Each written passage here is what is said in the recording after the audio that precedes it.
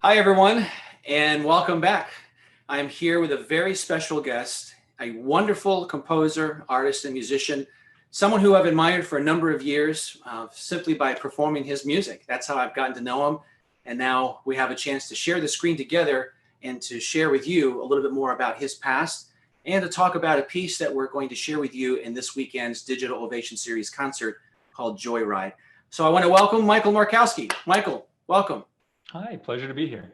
It's so great that you're making time to be with us. Tell me where you are right now.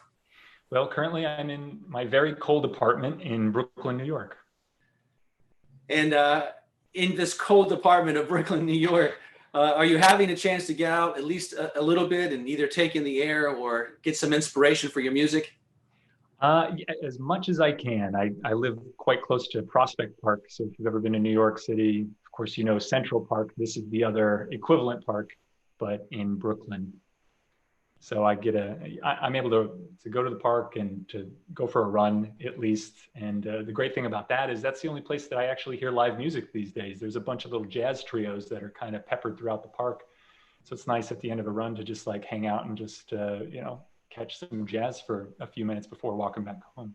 Wow, that is really interesting. That's really neat to hear that. I'm glad to hear that there are opportunities like that that are popping up, so to speak. Symphonicity has been endeavoring to create some pop-up concerts too around the city of Virginia Beach. And we have some plans too in the future that'll be similar to what you described through our Parks and Recreation office. So that's really neat to hear. Meanwhile, how are you handling your own creative opportunities and output musically and otherwise during these challenging times? Well, they are certainly challenging times for everybody. So I've really just been passing the time by collaborating with just musicians that I know, just kind of individually writing them solo pieces, just for fun, things for fun, just to really pass the time and get us through this year. And I've also been falling back, at least for a little bit of work, on video editing. A lot of people don't know that my background is actually in film production, not necessarily music, or at least that's what I majored in college. So I always say I watched movies and cartoons for 4 years in college and got a diploma for that. And that's sounds like a joke, and it is a joke, but it's not a joke. So I believe if any of our viewers go to your website, that's like the first line in your bio. I know you either hate that first line or you love it, but it's the truth. Nonetheless. So I've been editing a lot of video, a lot of musical performances, virtual performances here and there, and just trying to stay busy. Michael, that's so interesting. I know you and I have spoken the subject just recently about film editing and just the storytelling that's possible there and so forth. Can you share a little bit more with us how you correlate, compare, and even contrast the creative process of working with film and in filmmaking as well as composing and so forth? Yeah, I get asked this question quite a bit actually, and I never really thought about it as sort of an intentional part of the craft until people started asking me about it. And so in retrospect, when I do go back and I think about all the other pieces that I've written, I suppose, that since I don't have a formal music education background, that I do to some degree think of my pieces in terms of film as having perhaps like a narrative, like a film narrative. Not that a piece of music has a really particular story to it, not like a tone poem or something more programmatic, but I think of melodies going through a journey, starting off one way at the beginning of the piece, going through some sort of development and coming out the other side completely transformed, or at least somehow transformed. And I think, whenever you watch a movie, that's what happens to our main character, right? Like they go through a journey, they transform somehow, they learn something to get the thing that they want. That's all film narrative structure. And that's also, music structure. I just didn't learn it that way, That's so true. It's such a cool, not only analogy, but it's quite literally true, right? That in music, so often that is what is occurring when you look at how a theme is developed and what it goes through in the structure of a piece of music. Oftentimes, it's a sort of a transformative journey where the character, in this case, is established up front, right? And then it's either involved with other characters, other themes, perhaps, and then there's a plot, if you will, of interactions or episodic writing in the music. and it often is reconciled in some form on the latter portion of the music, whether there's either something transcendent or transformational or just something of a composite or anything that's somewhere new from where we started. And at least I've always felt that way. So it's neat to hear you make some parallels to it. Yeah, Brings some absolutely. validity. Do you have any favorite makers that you'd be willing to mention that are of a certain inspiration to you? How they influence my music, I don't know that they do influence my music, but I don't know if you can see behind me, it's probably mirrored on this image, but that's a poster to the movie Fitzcarraldo by Werner Herzog. Do you know Werner Herzog at all, the director? Wild man. It's an Crazy. incredible movie that deals with themes of obsession. um, I don't know if that has necessarily informed my writing necessarily, but it's a killer movie. So if you haven't seen it, I think it came out in 1978. He takes a 200-ton steamboat over a mountain in the Amazon. This is like before computer graphics. So he literally did this. It's wild, to say the least. That's fantastic. I suppose these days we might have other digital means of achieving those results. Yeah, but it'd be all green screened or something like that. yeah, that's cool. Not Now, in this movie. well, we'll have to check that out for sure. Now, Michael, I remember hearing years ago when I first discovered your music, it was my understanding that you started out pretty young, uh, not only as a composer, but in terms of even some of the recognition and opportunities that you received. Can you share more with us about that? Yeah, I'll try to give you the Cliff Notes version of it. But I played saxophone. I was a saxophone player, so I was a musician from a young age. I joined band. I joined choir in high school. I did musical theater, and I started composing probably around middle school, maybe around 8th grade or so. I remember my dad got me a little synthesizer keyboard and showed me how to hook it up to the computer and how to input some notes into the computer, and it would show up on the screen and play it back for me. And for some reason, I was just hooked. It was like a big puzzle on the screen. I'd always loved drawing, I think, before that. And this was sort of a weird way to draw with sound, right? Neat. Yes, Um, right. so I think that's kind of when I first started composing and sort of teaching myself sort of basic music theory, so that by the time I got to high school, a few years later, I started studying privately. I started writing for sort of larger ensembles. So I wrote my first band piece as an 11th grader, learned a lot from that, and turned around as a 12th grader, and I wrote this piece called Joyride for our high school band. Um, a year later after that, I wrote another piece in college, my first year of college, submitted it to sort of this composition contest called the Frank Kelly Composition Contest. Another wonderful composer. Piece I wrote won the first prize in this contest, and the piece got published. And Actually, was that Shadow Rituals? that was Shadow Rituals, Yeah. yeah. And so I remember performing that work when I studied with Mark Camphouse, a mutual colleague of ours. And he Yeah. was so excited about your music. And that's actually when I first discovered you, was through that piece. Yeah, I think you and I actually share a similar experience. We were both part of the Young Composer Conductor mentorship project, the National Band Association You're right. mentorship project that Mark spearheads, of course. But I think a few years before me, you did that. And in fact, I'm glad you mentioned that, because that's why he brought the piece to us, because you were featured in that.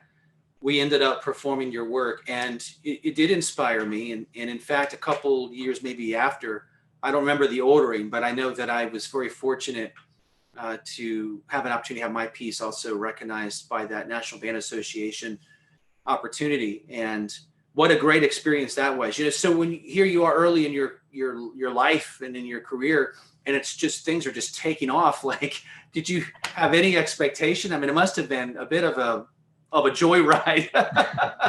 Well, yeah, these things never happen overnight. Like, so I think it might be a bit of an exaggeration to say things like took off so quickly. I got a really great foot in the door with that composition contest, and the piece got published, and the piece got performed at the Midwest Clinic, which is a big music conference that takes place in Chicago, of course. And but I think it was still 2 or 3 years before anybody ever started to email me or learn my name, how to say my name. that sort of thing. So, I always say that, these things happen sort of in baby steps. But I was still hustling that whole time. I would still go to these music conventions and, shake hands and say, hi, my name is Michael Markowski. Have you heard this piece, Shadow Rituals? Oh, you've got a college group. I think this might be a good fit for your band. Like, would you like to listen to it? And sort of, build a life that way. But it's that was 15 years ago, 14 years ago, 15 years ago, or something like that, almost half my life ago. Wow. So it's been I don't know that it's been a sort of it's been a joyride, but not necessarily a wild ride. You know what I mean? It's been very steady.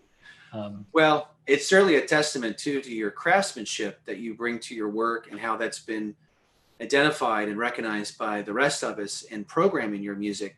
And to this point, specifically, I mentioned earlier that when we were talking about your piece Joyride, that I first heard it when I was with the United States Air Force Band, and it was programmed there. We took it on tour and also recorded it. So it says a lot that you could be in high school writing a piece that many years later would be found worthy of programming by our finest musicians in the military bands. And so congratulations on that and all the recognition that you've continued to receive. It's been all downhill since high school. Well, tell us a little bit about, of course, by the way, of course it is, right? Because when we're young, we don't know what we don't know. Yeah. Then as we get older, we know what we don't know. Like, you start to feel differently, even though start to question yourself. Our careers are unfolding. And you and I are similar age, I think, and some similar parallels, so that we probably can relate to some of these career turns and stair steps, if you will, that go in different directions. And sometimes the escalators too, where we have those that help us along the way, which I feel grateful to Mark Camphouse. I mentioned him earlier. He was a big help to me. And the National Band Association recognition you mentioned, that was also helpful to me. So anytime we get those opportunities to, have our music heard at that level, it can certainly open doors. So, but I want to ask you, speaking of opening doors, how about opening the door on the orchestral side? That palette of your writing and of your background, whether it's even film and other types of experiences you've had, because this piece, Joyride, that we're going to feature, while conceived for the band palette, if you will, had a wonderful orchestra version that I was very excited to perform here with Symphonicity, Virginia Beach. So can you tell us more about that, how you look into that side of the world and how they relate to you and so forth? Yeah, sure. So as I mentioned, I was a sax player, so I still don't really know how many strings are on a violin. I'm learning that as I grow up. So I haven't written much for full orchestra, actually. I'd love to write more, and I'm working on that, working on a series of solos for solo violin right now. But most of the music that I've written for orchestra actually probably started as a band piece, and then I transcribed it for orchestra. And whenever I transcribe a work like that and sort of translate it into strings, I start from scratch, right? Like the band version, that's the bones, but I'm working with an entirely different color palette, entirely different materials. So, I think maybe some people sort of oversimplify things when they talk about transcriptions, right? Like, oh, I'm just going to take the saxophones and that'll go straight to the violins or something like that. I don't think that way at all. I clear my head and I try to just like color inside the lines in a completely different way that is idiomatic to an orchestra, or at least as best as I can. So I think that's what you'll find with orchestra. I hope it doesn't sound like a band piece. It certainly uses a lot of brass and percussion, but I hope it uses the full complement to its advantage. Indeed. Well, let's talk more about Joyride, this piece in particular. As mentioned, we performed it with Symphonicity, but I've also performed it previously with the United States Air Force Band. So I've actually experienced one of your pieces in both lenses. And I have to say that, when I first became aware of the orchestra version of the work, it felt and sounded like almost an entirely different piece. And in part, it was clear to me, I guess, in part that you maybe had conceived of it very strictly through the lens of an orchestral sound and experience. And I appreciate that, by the way. But they're really, in a way, they're two different pieces, in my view. But can you tell us more about Joyride specifically, where the inspiration for that came from, and sort of how you went about creating the work. Yeah. So, as I mentioned, so the original band version was composed when I was a senior in high school in 2005. And basically, the story is our entire music department back in Mesa, Arizona, was invited to New York City to play at Carnegie Hall. And so my band director, who I was studying privately with over the summer, knew I was writing music and knew that I was really interested in composition and said, "Hey, you should write us a piece to celebrate this really unique occasion." And he basically gave me the assignment for the piece kind of right then and there. He said, it should be something really joyful, like, I don't know, Beethoven's Ode to Joy, but it should also like be sort of modern and contemporary, like, oh, I don't know, like John Adams' Short Ride in a Fast Machine, which, if you don't know that piece, it's a very rhythmically, driving piece. Um, and I said, that's a great idea. And so I went home and I wrote it. And within about 10 days, I brought him sort of this first draft of this piece, which is a mashup. It takes part of Beethoven's Ode to Joy melody and kind of mashes it up and dresses it in these John Adams rhythms, these rhythms that just kind of like fade in and out, sort of almost like ethereally, like, like if you're in a speeding car and the landscape is kind of, driving past you really quickly. It's a little bit blurred, but you're kind of catching images here and there. But other than that, that's sort of the spirit of the piece. And it's only 2.5 minutes long when you play it at tempo. So it's just sort of a barn burner concert opener that really just says, thank you, Beethoven. Thank you, John Adams.